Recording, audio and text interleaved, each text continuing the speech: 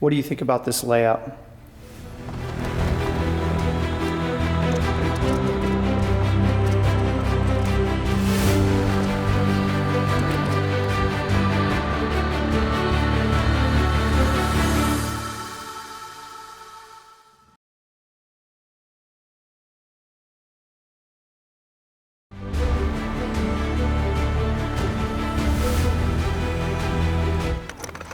There are 18 base plates, which means there will be 18 attachments. Now the spacing that you're going to use between each of these is really dependent upon your layout and what you're going to put in them.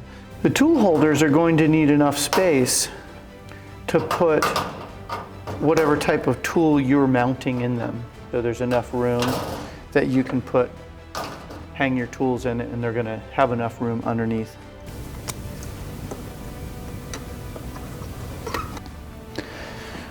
Okay, so I'm going to put all the like attachments near each other so I can show you how closely they can be mounted together.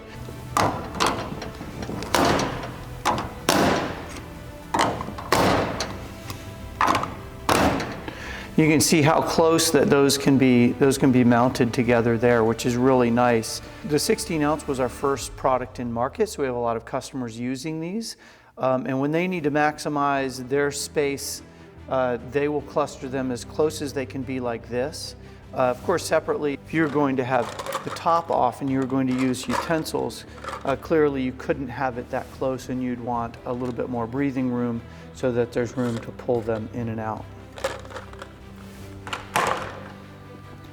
Then we have our 8 ounce.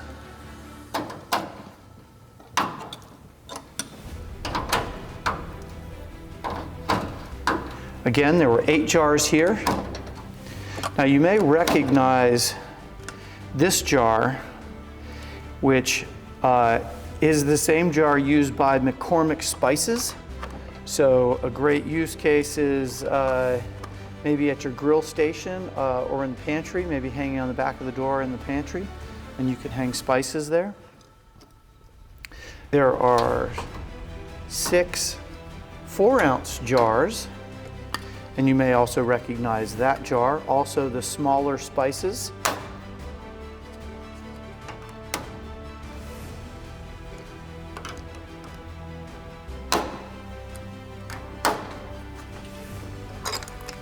And now we have hooks.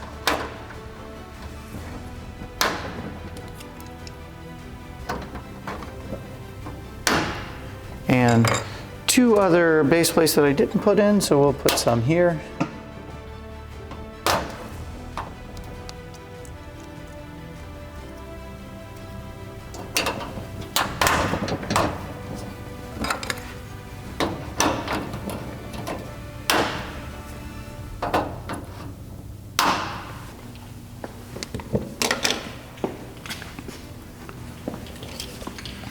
And of course, for hooks, you're going to just want to make sure you have enough space to hang what might be hanging down.